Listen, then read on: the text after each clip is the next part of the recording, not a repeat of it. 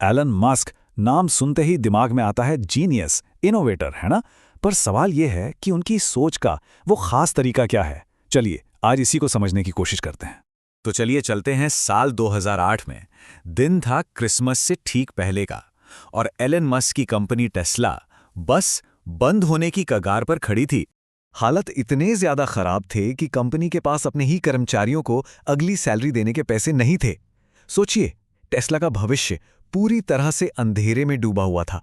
तो सवाल ये उठता है कि ऐसी नामुमकिन सी हालत से उन्होंने अपनी कंपनी को बचाया कैसे? पता है, इसी एक सवाल के जवाब में छिपा है उनकी कामयाबी का सबसे बड़ा राज।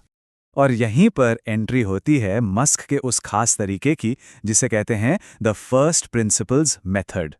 अब सवाल ये है कि आखिर ये है क्या भला? देखिए, फर्स्ट प्रिंसिपल्स थिंकिंग का सीधा सा मतलब है किसी भी बड़ी मुश्किल को उसके सबसे छोटे, सबसे बुनियादी हिस्सों में तोड़ देना और फिर बिल्कुल जीरो से एक नया रास्ता तैयार करना, बिना किसी पुरानी धारणा या किसी की नकल किए।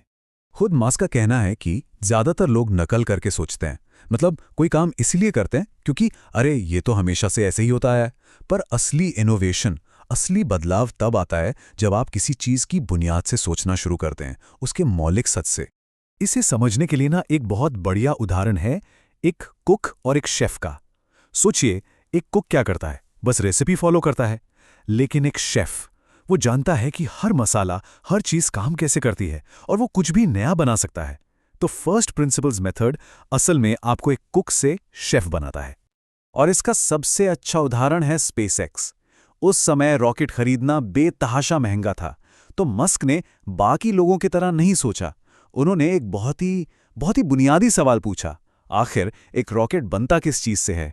और जब उन्होंने उन चीजों की असली कीमत पता लगाई ना, तो जो सामने आया वो हैरान करने वाला था। पता चला कि एक रॉकेट बनाने के लिए जो कच्चा माल लगता है, उसकी कीमत बाजार में बिकने वाले रॉकेट की कीमत का सिर्फ 2% थी। जी हां, सिर्फ 2%। यही है फर्स्ट प्रिंसिपल्स की असली ताकत। और ऐसा नहीं है कि यह सिर्फ एक बार हुआ। यह सोचने का तरीका उनके पूरे करियर की नींव रहा है। अगर हम देखें तो 1995 में उनकी कंपनी जिपटूट से लेकर फिर X.com, जो आगे चल के पेपाल बना, और फिर 2002 में स्पेसएक्स, हर बार उन्होंने कंपनियों को बिल्कुल स्क्रैच से, जीरो से बनाया। और मजे की बात यह है कि कई बार फेल होने के बाद भी उन्होंने कभी हिम्मत नहीं हारी। कुछ आंकड़े देखते हैं। Zip2 को उन्होंने $305 मिलियन में बेचा। स्पेसएक्स में अपना खुद का पैसा करीब $100 मिलियन लगा दिया। और उनका फाल्कन 1 रॉकेट 1, 2, 3 लगातार 3 बार फेल हुआ और फिर जाके चौथी कोशिश में कामयाब हुआ। इससे पता चलता है कि वो कितना बड़ा रिस्क लेते हैं और कितने जिद्दी हैं। और जब वो चौथी बार में लॉन्च कामयाब हुआ ना, तो उनकी बात से पता चलता है कि वो कितने बड़े प्रेशर में थे। उन्होंने कहा था, ये सच में कमाल था, मेरे सिर से बहुत बड़ा बोझ उतर गया है। तो अब जब हम मस्क के सोचने का तरीका समझ चुके हैं, तो चलिए कहानी में वापस चलते हैं। साल 2008, टेस्ला का वो बड़ा संकट। तो प्रॉब्लम क्या थी? टेस्ला को बचने के लिए $20 मिलियन चाहिए थे, और इसके लिए जितने भी पुराने इन्वेस्टर्स थे उन सबकी हाँ जरूरी थी। लेकिन एक बड़े इन्वेस्टर एलन सेल्समैन इस प्लान के खिलाफ थे, और उनकी एक ना की वजह से पूरी डील अटकी हुई थी। मस्क के मुताबिक सेल्समैन चाहती थी कि टेस्ला किसी पुरानी बड़ी कार कंपनी के साथ जुड़ जाए, लेकिन मस्क का मानना था कि वो पुरानी कार कंपनियां तो खुद ही डूबता हुआ जहाज हैं। तो ये सिर्फ पैसों की लड़ाई नहीं थी, ये विजन की लड़ाई थी। और यहीं पर मस्क ने अपना वही फर्स्ट प्रिंसिपल्स वाला दांव खेला। उन्होंने प्रॉब्लम की जड़ को पकड़ा। असली अड़ंगा पैसा नहीं था, बल्कि इक्विटी डील थी जिस पर सबको राजी होना था। तो उन्होंने सवाल ही बदल दिया। अगर इक्विटी पर सहमति नहीं बन रही, तो डील का तरीका ही बदल दो। उन्होंने इक्विटी की जगह कर्ज लेने का नया प्लान बनाया, और इससे उस एक इन्वेस्टर के वीटो का कोई मतलब ही नहीं रह गया। और फिर क्रिसमस से ठीक एक दिन पहले एक कॉन्फ्रेंस कॉल पर बिल्कुल आखिरी मिनट में बाकी इन्वेस्टर्स इस नए प्लान के लिए मान गए, और इस तरह टेस्ला बच गई।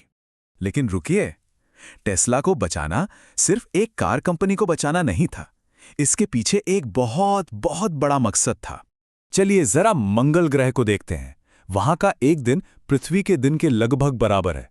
वहां ग्रेविटी भी है, और तो और उसके वायुमंडल का इस्तेमाल पौधे उगाने के लिए किया जा सकता है। मस्क के लिए मंगल ग्रह हमारी इंसानियत का दूसरा घर बन सकता है। और यहीं पर सारी कड़ियां जुड़ती हैं। टेस्ला के जरिए धरती पर सस्टेनेबल एनर्जी और स्पेसएक्स के जरिए अंतरिक्ष की यात्रा। ये दोनों कंपनियां असल में एक ही बड़े मिशन का हिस्सा है, इंसानियत को एक मल्टी प्लैनेटरी स्पीशीज बनाना, यानी एक से ज्यादा ग्रहों पर बसने वाली प्रजाति। जैसा कि मस्क खुद कहते हैं, ये सिर्फ टेक्नोलॉजी के बारे में नहीं है, ये एक ऐसे भविष्य के बारे में है जो हमें प्रेरणा दे। उनके शब्दों में, बाहर जाकर सितारों के बीच होने से ज्यादा रोमांचक मैं और कुछ सोच भी नहीं सकता। तो आखिर में एक सवाल सबके लिए, ऐसी कौन सी मुश्किल है, चाहे काम में हो या अपनी जिंदगी में, जिसे अगर फर्स्ट प्रिंसिपल्स के नजरिए से देखा जाए, यानी बिल्कुल जीरो से सोचा जाए, तो शायद कोई एकदम नया ही हल निकल आए? ये सोचने के लिए काफी दिलचस्प ख्याल है।